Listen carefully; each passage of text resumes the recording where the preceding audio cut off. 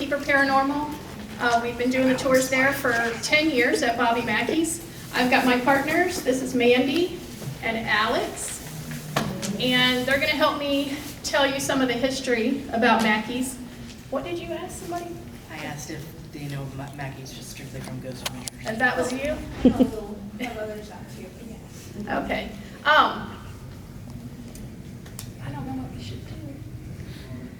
I'm so sorry, guys. We have a whole, like, it's got We have a pictures and videos and, We won't say we'll wait. huh? I said we'll wait. Thank you, thank you.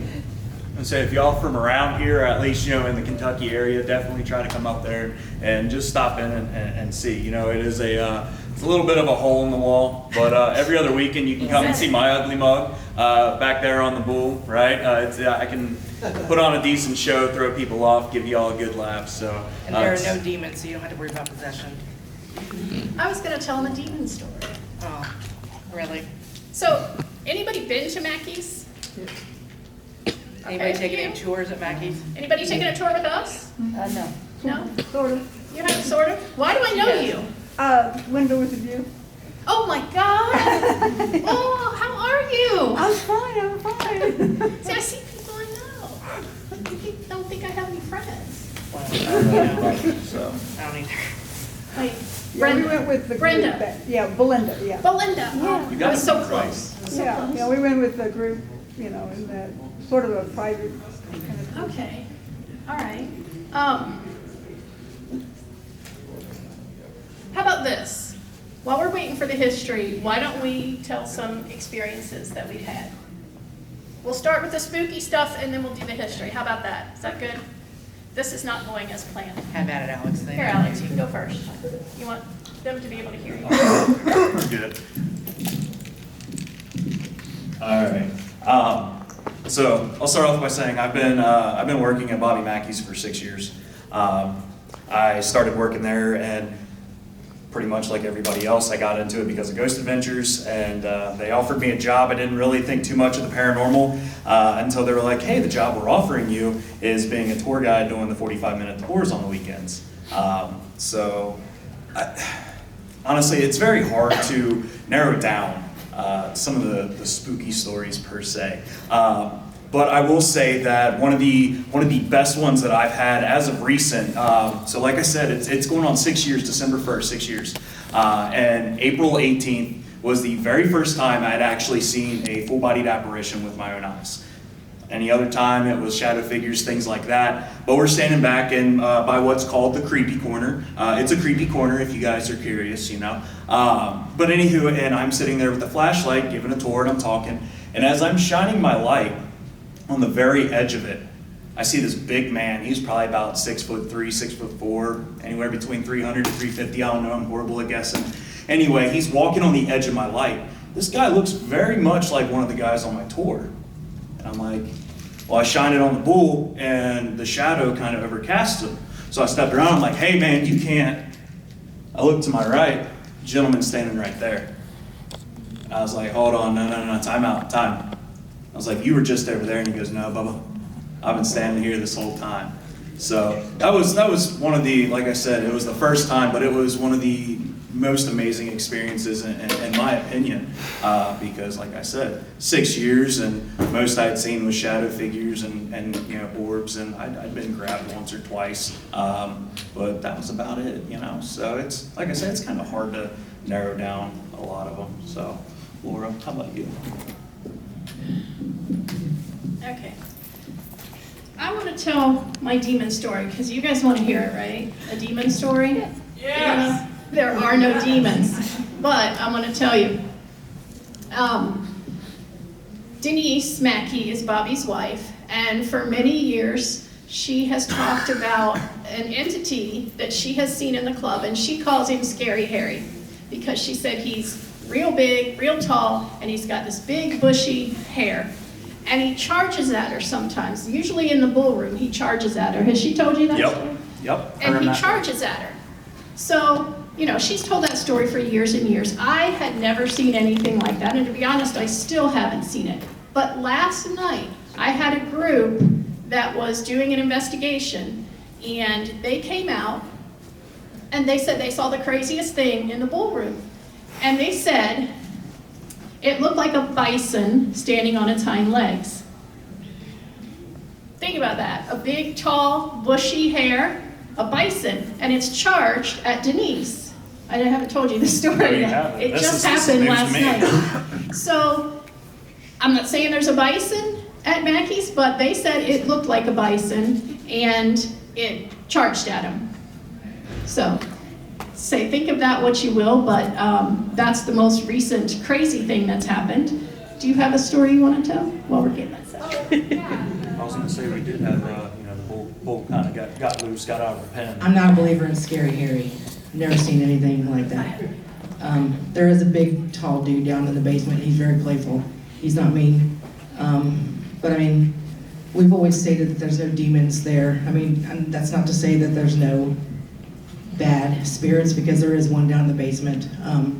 He and I don't get along, so I try not to bother him. And most of the time he leaves me alone, not all the time, but you gotta take it for what it is, because we're stupid enough to be paranormal investigators, so.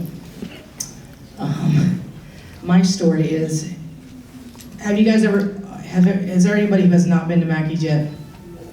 Okay, well, down in the well room, there is a little cell. It's in the back of the room, and it's kind of got some bad juju that goes along with it. I don't know who or what's in there, or why they're so not so nice. I'm not gonna say evil, because I don't believe there's anything evil in that building. Otherwise, I wouldn't keep coming back.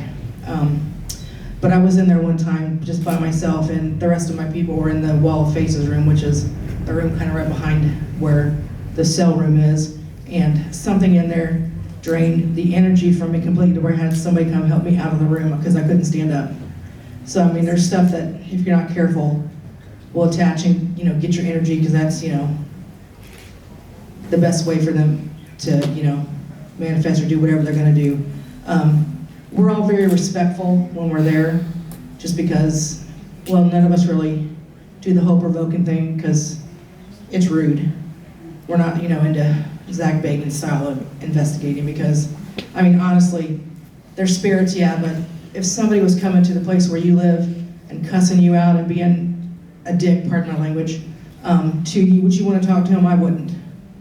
Would you want to hurt him? Possibly. So, I mean, when I do tours, I tell people not to provoke, because people have gotten hurt, as far as, like scratches, and I've actually had people text me at 3 o'clock in the morning saying something came home with them and they're terrified and had to go see a priest.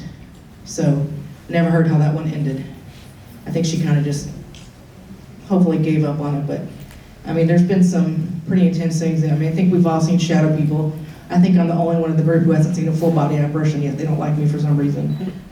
We do have like one spirit upstairs. I call him Handsy Hank, because he likes to grab the girls. And I think that's the one that grabbed my butt. It probably is. Probably. Yeah. I don't think he discriminates, so. But I was wearing shorts in there waiting for a tour to come in, and I felt this icy cold hand go up my shorts and grab the inner part of my thigh. So I waited outside for my people to come in, but I mean, he's harmless. He's just a little bit, too hands-on with people, yeah. Hence the name Handsy Hank.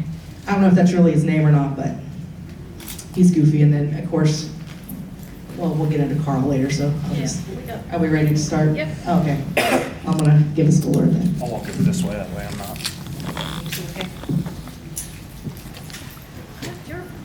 All right, now I feel better because we got this going. It went away. We got this going, so now our presentation is officially going to start because we're ready. So what we're going to do is we're going to tell you about the history of the location. The real history. The real history, because if you've watched Ghost Adventures, or if you've watched anything on YouTube, or any of the shows, they always talk about what did Bobby Mackeys used to be? Somebody has to know. Slaughterhouse? Slaughterhouse. Yeah, that's where it usually starts, but that's actually not true. There was a slaughterhouse probably about a half a mile down the road from where Mackeys is now, but there was not a slaughterhouse directly on the property. So this is what was actually there. It was a distillery. It was called the Old 76 Distillery. They were actually the largest distributor of whiskey in the country for over 40 years, but nobody talks about it because they would rather tell you it was a slaughterhouse that used to, drain blood and guts down the well. So I'm getting my little pointer because I got stuff to show you. So the distillery was there. It was built in 1876. They are the ones who actually dug what people call now the well. It's actually a tunnel that goes underneath the railroad tracks and out to the Licking River. And they used that tunnel to pull water up from the river to make whiskey. Because I guess back in the old days, they made whiskey with river water, which is kind of gross. But supposedly that's what they did. So the distillery was there from 1876 up until Prohibition. And what this is, I think this is really interesting. This, can you go back one? This is a fire map, like a fire insurance map. This shows you all of the buildings of the distillery. There's even a tavern here, right there, called Finchtown Tavern. So the distillery actually had a tavern where they sold their own whiskey. And then all of these right here are warehouses. And then what I want you to look at is right here. This room right here with this line going out to the river. That is the infamous well where the demons live. That's a joke. But that room there is full of copper stills. So that's where they used to pull the water up into the still room and make whiskey. So that is what was sitting on Mackeys' property. Mackeys, is of course all this area right here. All of the rest of the buildings, once Prohibition started, of course they tore down the buildings, the distillery had to shut down, and they eventually tore down the rest of the buildings. Go to the next one. And then this is a little further down, this is a little further south on Licking Pike. This right here, it says slaughterhouse. That's probably about, I don't know, maybe a half a mile or so from Mackeys is where the actual slaughterhouse was. And you can see they don't have any kind of thing going out to the river, so I don't know what they did with the blood and guts. But that's the true origin of the Mackeys property, is it used to be a distillery. There was not a slaughterhouse on the property. There were a couple fires at the distillery, but they survived every fire, even though that one looks pretty crazy. I don't know how they survived that one. But there were a couple fires there, and they would just rebuild every time because they were making a lot of money on the whiskey. This is a lot of people talk about the Mackeys area and the land that Mackeys sits on being cursed. That's a story that's gone around for years and years. All that land is cursed. Well, there have been a lot of bad things that have happened on the property. This was one of the first ones. The 11th Street Bridge is just about a quarter mile away from Mackeys. I drive over the new one every single time I go there. But when they were building it in 1892, it collapsed and 41 people died when the bridge collapsed. And that's very close to Mackeys, so it is possible that that's where some of the spirits in our building come from, because people always ask, who haunts this building? The honest question is we don't really know. There are a few we know of that are the same over and over. But I've often thought that it's they're kind of transient. They just kind of come and go through Mackeys. I don't really think it's the same ones every single time, although there are a few that we'll tell you about. And I think we're coming up to Pearl, and that's Mandy's job. This is my favorite story that I like to debunk because it's like, have you guys ever heard of Pearl Bryan? You heard the story of Pearl Bryan? Well, it's a true story except for the end part of it. She was a girl who lived in Greencastle, Indiana, and in the late part of the 1800s, like 1894. Put the things up there. Sorry. 1896, sorry. Through her cousin, she met a guy named Scott Jackson, who was a dental student in Cincinnati, and they had a torrid little affair. He spent a summer in Greencastle and ended up knocking her up. Well, her cousin, who was very protective of her, wrote to Scott and told him, what was going on, that she was pregnant and that he needed to do something. So he told her, or he told, I think his name was Billy or Will, to have Pearl come down to Cincinnati. So she did. And in her naive little mind, she thought he was going to marry her. Well, it wasn't the case. So that's Scott Jackson. Show Alonzo Walling. That's the dental school. And this is Alonzo Walling. This is his roommate, and he picked a bad roommate because he really fucked up when he roomed with this guy and hung out with him at all. But anyway, so Pearl came down to Cincinnati, and she was there for a couple days, and during this time you could get cocaine very easily. So Scott got some cocaine and they ended up drugging her, and there's a couple different theories. One theory is that they took her to a doctor to get an abortion, and the abortion failed, and the doctor didn't want to have to answer for it, so he ended up killing her. But the most popular theory is that Scott and Alonzo did the abortion themselves and botched it. And they wanted to take her over to Wilder, across the river, because there's a lot of farmland out there. And, oh, go back one. That's the actual satchel that's at the Campbell County Historical Society that supposedly carried her head in it. Now, whether or not it's true, I don't know, but that's just what they say. But the thing about her is, when they drugged her up, they apparently botched the abortion, and she wasn't dead yet.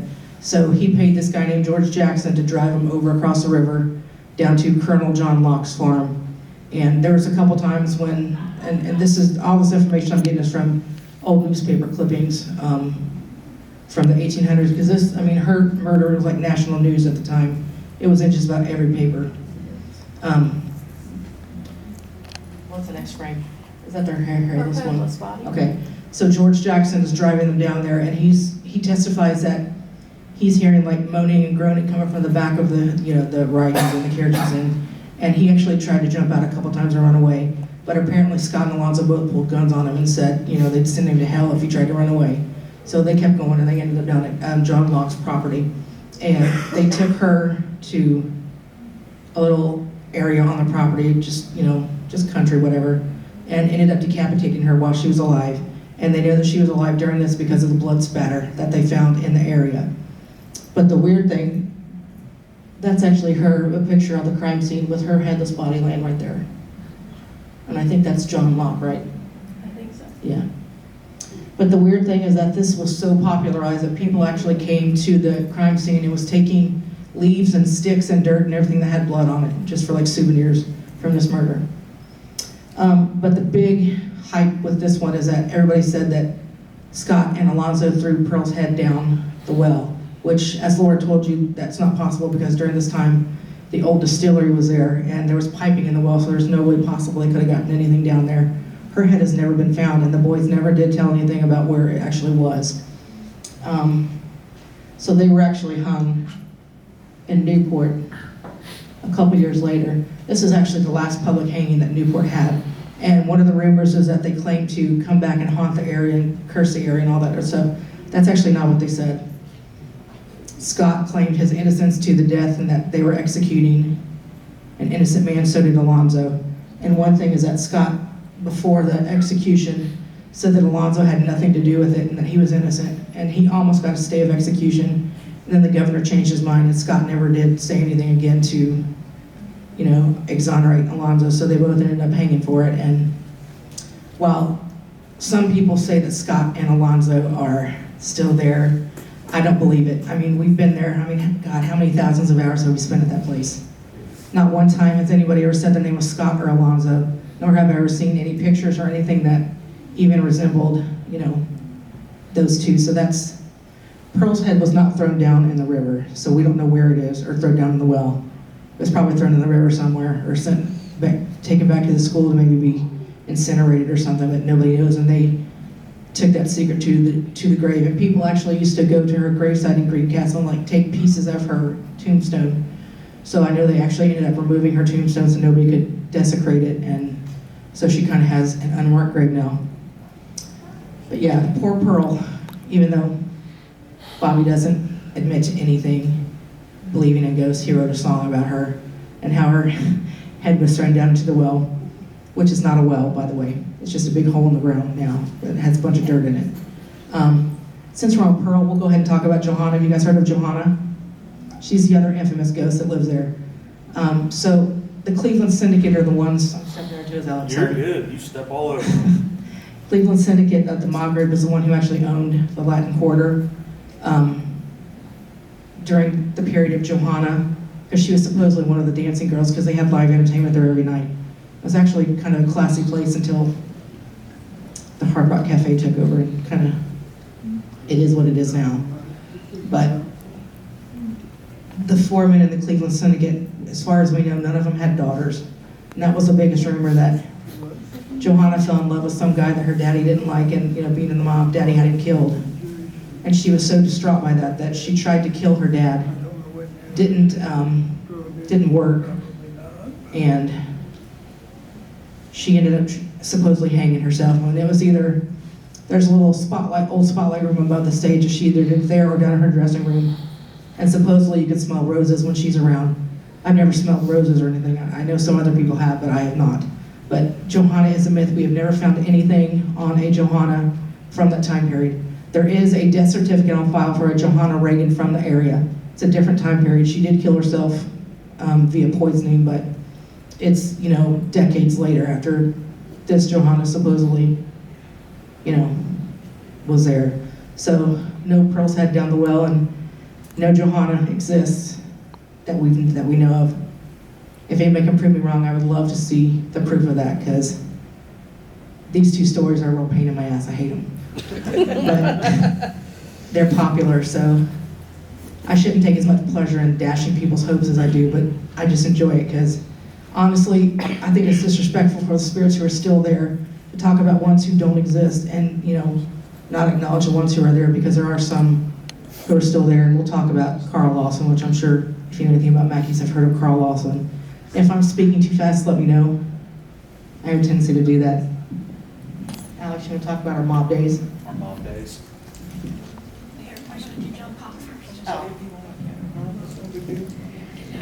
She just wants to talk. All right, so after the distillery was torn down, a guy named John Pop purchased the property. Matthew? I'm so sorry. Our clicker's on the fritz, so that's Oh, on Matt. so anyway, John and his wife purchased the property in 1921, and they built a small house. They lived on the bottom level, and on the upper level, they operated a club called the Bluegrass Inn. So the Bluegrass Inn, it was a speakeasy, because Prohibition was still going on. So they were making a decent amount of money selling their liquor. But also at that time, during Prohibition, organized crime really moved into Newport. They pretty much took over the entire city. And, they were operating speakeasies and gambling halls. In 1930, the Bluegrass Inn caught on fire, and it was damaged. He had money, so every time it would catch on fire or, somebody would rob him, he was able to recoup everything and start over again. Another tragedy that happened on the property, though, was in 1933. After one of the fires that had burnt down part of the building, there were two workmen that were outside trying to rebuild the house, and their scaffolding collapsed. One of the men was only, hurt, had minor injuries, but the other one died from his injuries. So that's another one of the deaths that has happened. That would happen to happen exactly right on the property. But finally, in 1937, there was another fire, and at that point, Prohibition had ended several years prior, and John just wasn't making the money that he used to, because now that Prohibition's over, you can go anywhere you want and get a drink. You can go to the fancy clubs over in Newport where they have showgirls and, gambling, and you can drink over there. You don't need to come to John Pop's little speakeasy. So at that point, he finally had enough and closed it down, and then he passed away in 1942. But the interesting thing about that house is if you go to Mackeys, when you go in the basement, that house is still there. Once, what Alex is going to talk about in a second with the mob, they built everything around that house, so that house is still in the basement, and it's where the well room is. Why they chose to build their house over the portal to hell, we don't really know the answer to that, but that's where their house is. So now we're going to talk about gangsters.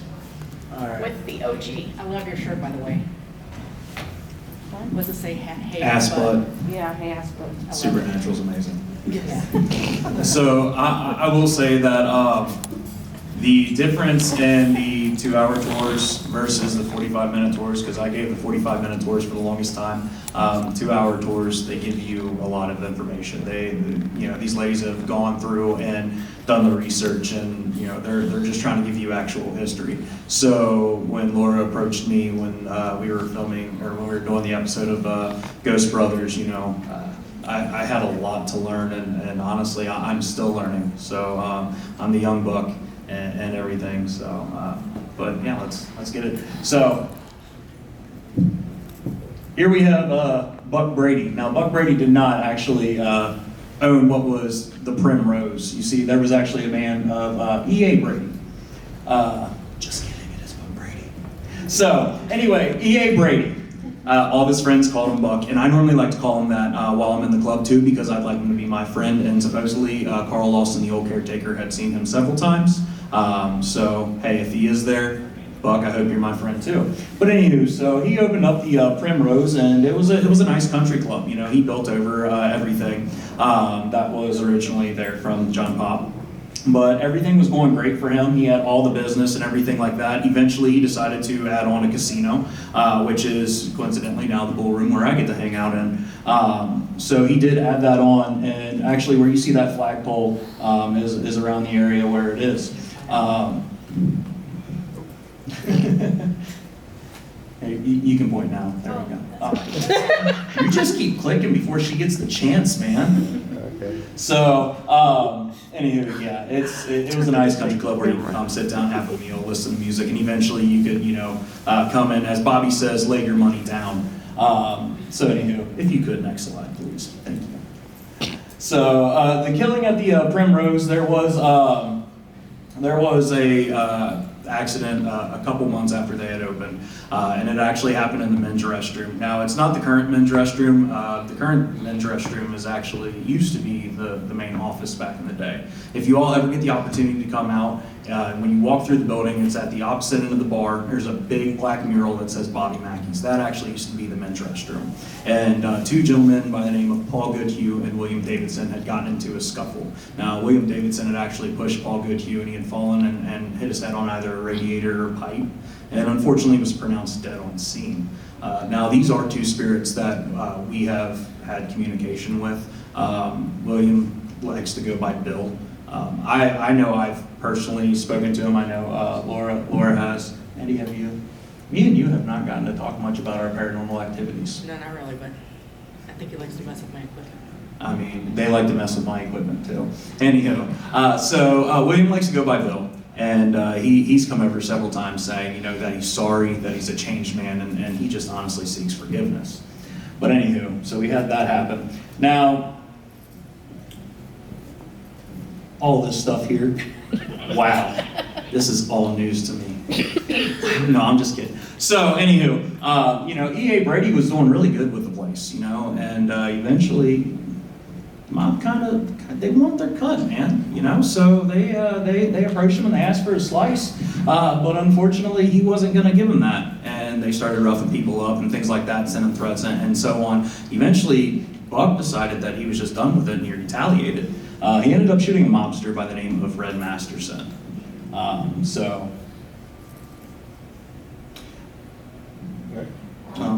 never mind. I guess I'm not familiar with the slides. That's my fault. That's right. This, can I tell them what they are? Yes. Okay. I don't need that. That one right there, that's what the Latin Quarter, when it was all fancy with the white tablecloths, that's about the only picture I've ever seen of the interior of the Latin Quarter, which is kind of sad because I would love to know what that place looked like back in its heyday. And that's just a Latin Quarter sign that's across the street from the building. It's not there anymore. And then this one is just showing you the two biggest acts that they had perform. Now this would have been at the Latin Quarter, but they had Ella Fitzgerald and Nat King Cole actually performed there on the same stage that Bobby plays on every weekend. Most of the people from that time period that you think of, like the Rat Pack, Frank Sinatra, Sammy Davis Jr., all those guys, they would have been over in Newport at the mob-owned clubs, the big ones, like the Yorkshire Club, the Flamingo, the Heidi Ho. All of those had, the really big name acts because the Latin Quarter is kind of on the outskirts of Newport, so they weren't right in there in the midst of all the activity going on down in Newport. But they did manage to get a few big names to perform there. And then that is just a picture of one of the times they got raided. The club got raided all the time for the gambling. And we haven't really talked about the basement yet, but in the basement there's a small, like, stone room that we call the jail cell. And we've been told that the mob would lock people in there sometimes when they, didn't know what they were going to do with them. Are they going to kill them? Are they just going to beat them up, break their kneecaps? They had to figure that stuff out. But in this article, it talks about when this raid happened, the police went down into the basement and they found 12 showgirls all crammed in that room. 12. I mean, the room is probably not as big as this table. It's small, y'all. And somehow they managed to shove 12 of the showgirls into that room. That's just crazy. I'm not sure why they would put showgirls, unless it was a prostitution thing, maybe. I mean, very well. I mean, the mob was very well known for doing some illegal activities, so,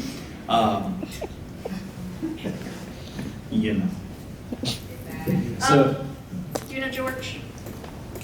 that's George. I don't know George, but that's a He was picture of sheriff George.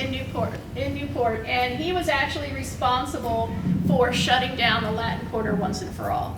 He had something called the Committee of 500, and they actually went in because they were tired of organized crime running the city. So there was a kind of a coalition of business owners in Newport who all got together, and they eventually shut down the gambling in Newport. You think that's my smart-ass friend down there, the sheriff that I tell you about all the time? I hope not.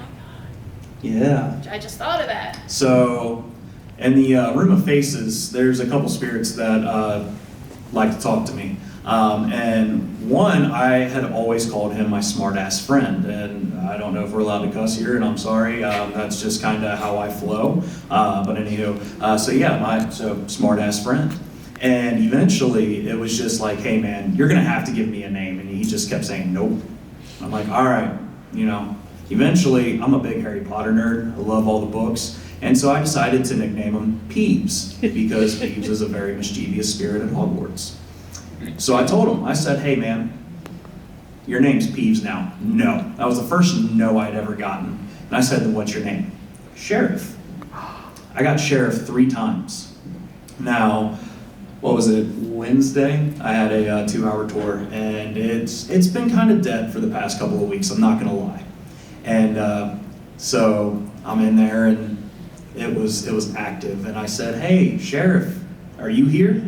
He said, and clear as day, it came over and it said, yeah, I'm here. I was like, okay, awesome, How you doing, buddy? Things like that. And so, yeah, we were using the spirit box. We were using that in the EMF detector. He had come over, and clear as day, said that he was the sheriff. He said, I'm the sheriff. I was like, okay, well then we got another voice that said, help me. And we're like, who needs help? And it said, mommy. I said, oh, okay. I was like, Sheriff, can you help? And it said, that's what I do. So, I mean, you never know. I never made that connection. I never thought about I that. never made that connection because I didn't know about George. Oh, well, okay. Like I said, y'all, I'm still learning. I mean, the fact is they've gone through and they've done, so much research, and they've lot done of all this. history to go There's so much history behind this place. So this is actually one of the many bingo cards that is still in the bar. We have them in the showcase as well as upstairs in Carl's apartment, and it's just kind of all over, to be honest, even down in the Room of Faces. The Hard Rock Cafe, not the one with the bomb-ass burgers, y'all, all right? This was a biker bar, and as we know, bikers, they like to be rough and tough, they like to fight things out, and unfortunately, there was a lot of fighting and a lot of cops being called that eventually one night a man was shot and killed, and that bar was closed. It's called the Bloody Bucket. The Bloody Bucket. And here you have the boss man back in his younger days, back when he rocked the mullet. All right, now he just rocks the gray hair and the gray beard. All right, And then, you know, we have the little bit older photo, but still nevertheless, what Mackeys looks like now. All right, which one of y'all want to take over about Carl? I did not get to them. All right. So Carl Lawson. Anybody know about Carl?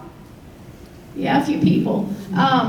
So Carl, unfortunately, none of us ever got to meet Carl. He passed away in 2012, which was a couple years before Mandy and I started doing tours there, so we never got to meet him.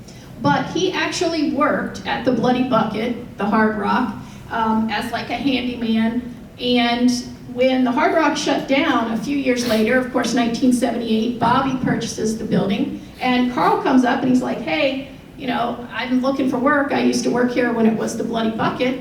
And Bobby's like, sure, you know, come help me get this place ready to open. So he did. He hired him, and Carl and Bobby became good friends. And Carl also became good friends with Bobby's wife, Bobby's first wife, Janet.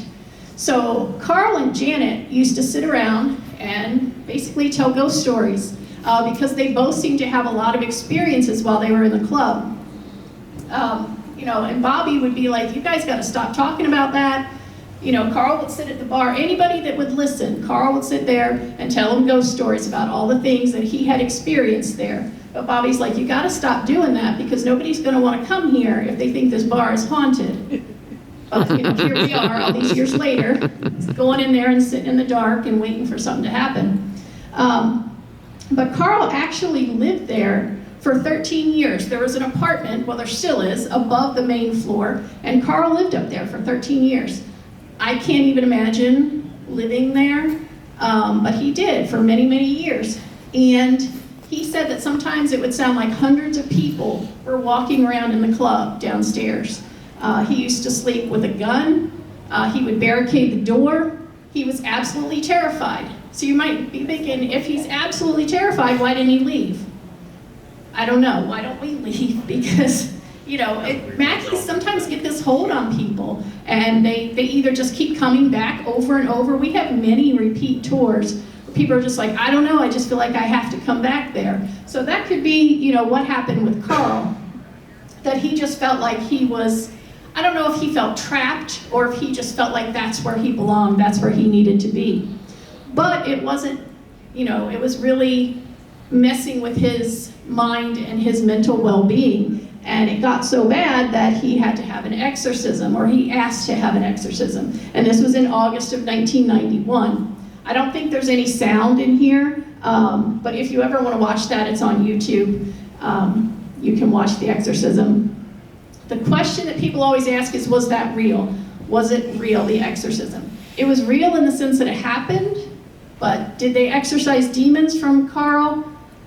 I mean, I don't think so. I think he would have fared better to see a mental health professional rather than whoever this guy is doing the exorcism. But you know what? I always say if Carl felt like it helped him, then that's all that matters, right? But I don't think it did help him because, you know, he still had issues, you know, for many, many years after that. So, that's it for Carl. Now we're going to get into the good stuff. Does anybody have any questions about history? I'm so sorry this has been so disjointed, but, you know, I get rattled easily. What kind of ghost hunter am I? You get so rattled. Yeah, I get rattled by the living. It's the dead that I'm like, oh, hey, let's take pictures. That's true. Technical difficulties and stuff like that get me, but ghosts, I'm cool. Anybody have any questions about history before we move on to evidence? Because I know we went really fast. No? All right. This is what they want. Okay. So this picture, this is the main bar area, and this was taken by a friend of mine. So I know this picture has not been doctored at all. And he actually showed it to me right after he took it. Click the next one. So what we're looking at is right here. Oh God, I'm gonna kill this thing. Right here between that pole and the pole with the fire extinguisher. This pole, fire extinguisher. Look right here. Can you guys see that? Mm-hmm. Go back 2 slides, or 3. Two more. Never mind. Go forward. One more. One more? Yeah. took a while to get there, so you probably forgot what he looked like. But when we go back to it, look at that figure again, and especially this one here. Like, look at his hair and his glasses. Go forward. Right here. It's probably hard to see, but it does look a lot like Carl. And again, that picture, I saw it when it was taken. It hasn't been doctored in any way. Did you have a zoom in one of it? That is the zoomed in. No, I thought you had like a split one of him and this. No. Yes, you do. Oh. It's been a long day. I had a stroke and this is what happened, so I have an excuse at least. Okay, so I was wrong. We do have Carl. We do have Ghost Carl right there. Now, a lot of people do claim to talk to Carl in the bar. Denise is absolutely convinced that he's still there. She sees him standing down at the end of the bar. A lot of people have seen him standing at the end of the bar. That was kind of his spot to hang out. So that's kind of in the same area where that picture was taken. So this is the safe. So that room there with the bars, there's a small room that Bobby uses as a green room. And that has the old safe in it from the Latin Quarter. That's where they kept all the casino money, was in that safe. That room is active sometimes. It really just depends. A lot of times we get female voices in there, and I think they don't like people being in there because of the money. You know, they're very protective. That was their job, to take care of the money, so they don't like strangers in there, you know, messing with the money. So what this is an SLS camera. Does anybody not know what an SLS camera is? Okay. Real quick, it's like the old Xbox Kinect, you know, where it would map out a stick figure to play the Xbox. Well, people modified those and hooked them up to iPads to detect ghosts. They would make the stick figures of the ghosts. So this is the safe right here. This is a dude. We told him to stand there and put his hand on the safe. Now you see two stick figures right here. They never left his side the entire time he was standing there. I just took a picture of the iPad screen from the SLS. But those two figures never left that guy's side the whole time he was holding on to that safe. So I think those are the ladies that kind of guard the money room. All right, this one is one of my favorites. Do you remember this one? With the guy peeking out of the... did you send me that? No, Oh, that was not me. No, he did. So this is the basement. That's the far end of the basement where the garage door is. This was actually taken on what we call the drunk tours. What do you call them? Just the bar tours? Just 45-minute The 45-minute tours. So they take a bunch of drunk people on Fridays and Saturdays. They take a bunch of drunk people down in the basement to look for ghosts. You can imagine how fun that is. But this picture was actually taken on one of those tours, and they turn all the lights on for those tours too. So you can kind of see at the bottom there's shadows of people's heads. But what I want you to look at is this door right here. Can you see this guy? Do the next one. He's right here, peeking out of the dressing room door. Now, he's just a black shadow, and I have tried many times to recreate that picture. I've had people go, you know, peek their head out of the dressing room door. I've done it with the lights on, with the lights off, with a flash, without a flash. I can never replicate that, because no matter what, I can always see a skin tone. I can always see, you know, some facial features. He's just blackness. He's just like a void. And that, I just think that is a very cool picture, just like the next one. It's my other favorite. This is kind of in the same area. It's the same garage door. This lady right here, you see her skin tone because she's an actual human. But this guy right here, go to the next one. This is a lightened up version. You see this guy right here. He was not with her. Her friend actually took this picture. It was just the two of them and the tour guide. It was Jan, I believe. They were the only ones down there. And this guy, if you look down here, you can kind of see a space between his legs. It's kind of like he's walking and kind of bending over like that. I just think that is a super creepy picture. And Mandy has a tall guy in the basement that she's seen, right? Yeah, he's actually photobombed one of my pictures, which she didn't put in here for some reason. Is there sound? Play this and see what happens. There's only sound on this. Oh, really? Oh, that's too bad. Skip this. Y'all are AVP ones, you'll have to go online. Yeah. Matthew, hit the... I think all the rest of them that we have are videos, and even if there was sound in here, I've tried to play audio clips, but it never works very well in a big room like this. So, he'll click through all these, and he will get to a QR code where you can scan it, and you will go to our TikTok page. And I have been slowly but steadily uploading a lot of our EVPs that we've captured, so you can go on there and listen to those on TikTok. Anybody have another ghost story they want to tell? I have one. Go ahead. So this one is interesting. Last spring, my son, he's 15 years old, he wanted to bring some of his friends to Mackeys. So I'm like, okay, fine. So I got like 5 or 6 teenage boys running around Mackeys. As you can imagine, that was a little nuts. I couldn't get them to be still and actually do a proper investigation. They just wanted to run around and scare each other. Well, when we got down to the basement in the well room, I finally got them to settle down. I think they were a little bit spooked, but it was daytime. So there was a lot of ambient light, so you could still kind of see around in the basement, because when it's nighttime down there, it is pitch black. You could not see a shadow if it walked right in front of you. But it was daytime, so there was a little bit of light. So they're all huddled together in the well room. The 2 that were facing the front of the room all of a sudden jumped back, and they're like, oh my God. And I'm like, what is it? And they're like, they said something very tall was out. There's a window right in the front. They said something very tall was kind of leaning down and looking underneath the window, like looking into the room. But he was way up here. He was like maybe 8 feet tall. Now I'm gonna be honest. I'm like, okay, right. You know, teenage boys, they've been trying to scare each other all day. I didn't really believe them. I thought they were just, you know, having me on. But 2 months later, I'm doing a 2-hour tour. I have about, 4 or 5 people in the room.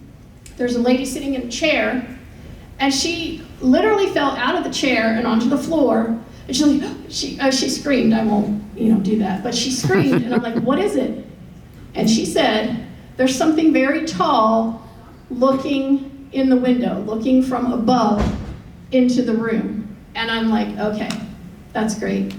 That totally validated what those kids saw. So I went home and apologized to Parker. I'm like, I'm so sorry, I didn't believe you. But 2 people have seen that. Now we believe, I think all of us, that there is a very tall entity down there. And he's there a lot. He could be the shuffler, because we do have one down there that we call the shuffler. And he just kind of shuffles his feet when he walks. That could be him. I don't know, but there is definitely a tall one down there. So, what? Anybody have any questions? Ask us some questions, come on. Somebody ask a question. Yes? Lady in the back. Isn't it true that there is like a hole or something in the basement where a lady was murdered? Is that Did you say a hole or a hole? a hole? Oh. Are you talking about Pearl Bryan? Yes. Have you covered that? Did you cover it? Yeah, that's okay. Pearl Bryan actually was murdered. Her head was not thrown down the well. It's called a well. It's not really a well. It's just a big hole in the ground. Okay. That used to be for the distillery that sat on the property to pull in water from the river behind it. There was piping in that hole at the time that Pearl was murdered, so there's no way they physically could have thrown anything down there. And by the way, there's never been any proof that there's been any kind of satanic worshiping or any rituals like that down there at all. We've never found any proof of that. Except for the ones that come there and do the 5-hour investigations and try that then, so. Yeah, we actually have one guy, can I tell? Steve, that's the weird guy. Go ahead.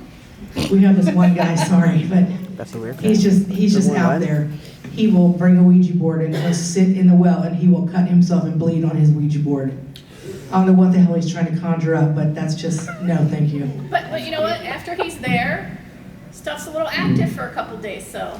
I wonder why. I don't know. You never know what's being active, though. That's crazy. That's nuts. Yes, my ride. What did Bobby Mackey think of that video of Carl's exorcism? That's actually kind of funny because they had the exorcism there, and we called the area that it was in we call it the monster room because it had a lot of monster logos and stuff in it, not because there's monsters in it, but they had the exorcism quote unquote there, and also again on Geraldo live, so you can take that for what it's worth. Yeah, back in the 80s and 90s, Bobby and Janet, they really made the rounds of the daytime talk shows back then. I don't know if you guys are probably all really young, but there used to be like Jerry Springer, Geraldo, who else? Sally Jesse with the little red glasses. Oh my gosh. They made the rounds of those talk shows, and on Geraldo, this is another one you can look up on YouTube, they actually were talking about the exorcism, and Geraldo's like, would you like to have another exorcism now? So they did He's like, another yeah. exorcism on the Geraldo show. Now, that kind of makes you think, was it real or was it publicity? I think the place kind of drove him nuts. Well, I mean, I saw the video where they interviewed Bobby Mackey, and he's like, I can't imagine Carl actually being able to act like that. Yeah, he said Carl was a very simple guy, but I mean, I think anybody can throw themselves around and yell without having to be super intelligent to do it. That's just my opinion.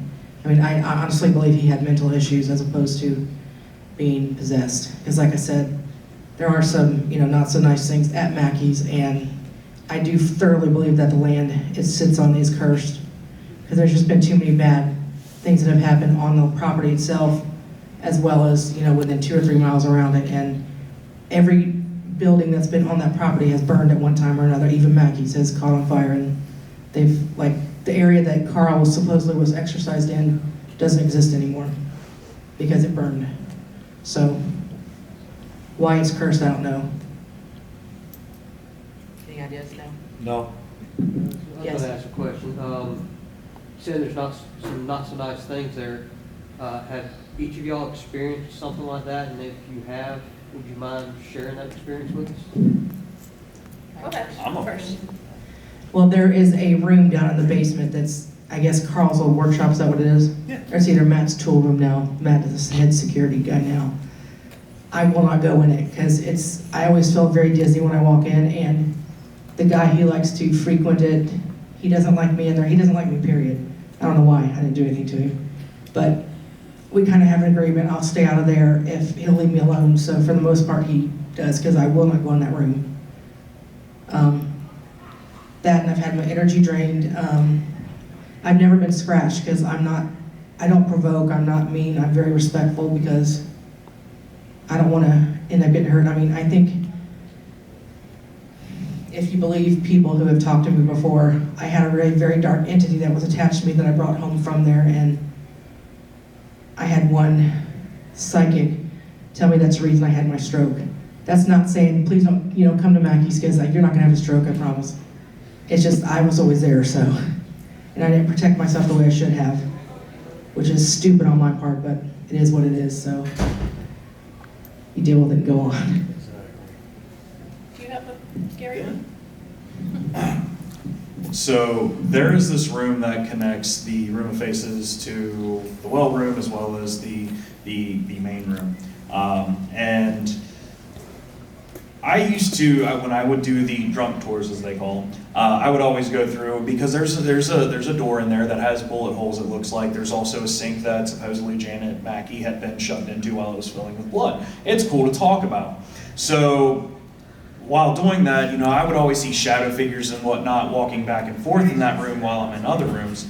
And I didn't think much of it. I started getting stomped at, I started getting hissed at, and eventually I was actually getting threatened via Ovilus and things like that.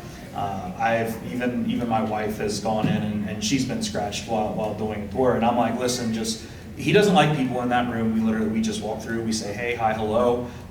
We walk through and that's it. I mean, even our head of security, Matt, which if you all have Wash Ghost Adventures, if you've been there, Matt's been there for 20 years. He's had a lot of stuff happen. And in that case, in that room, he was working on a piece of the piping, and just out of nowhere, he just got shoved backwards and fell off. So it's come to my understanding that there's something in that room that doesn't really like people to be in there. He doesn't like his picture taken or things like that. So, I mean, that's something that I've had, that it's just kind of, hey, stay the hell out of my area. It's not a demon, it's just a pissed off entity. Yeah, it's his room, it's just kind of like a teenager. You don't go in there and you don't ask questions about the cups under the bed, so. What I will say is, I've had some scary stuff happen there, but what I always tell people is, if there was really something there that I felt was gonna harm me or anybody that came on a tour, I wouldn't still be there. So I think if something's gonna get me, it would have got me already. But I have had several experiences that have startled me, but nothing to where I felt like, I was in danger somehow. So, unfortunately, they keep opening the door and going like Yeah, I this. think we're about out of So, does anybody have one more quick question? Anybody? Yeah. So I know you said that you don't believe there's demons there, and certainly a lot of the more sensational stories were reported before I think you guys were even there. But even like I watched a YouTube video today where some people from WWE were there and repeatedly referred to there being demons there. So how do you guys feel about the fact that, like, even with all the work you've done on trying to get like accurate history of things, it's still kind of being falsely reported?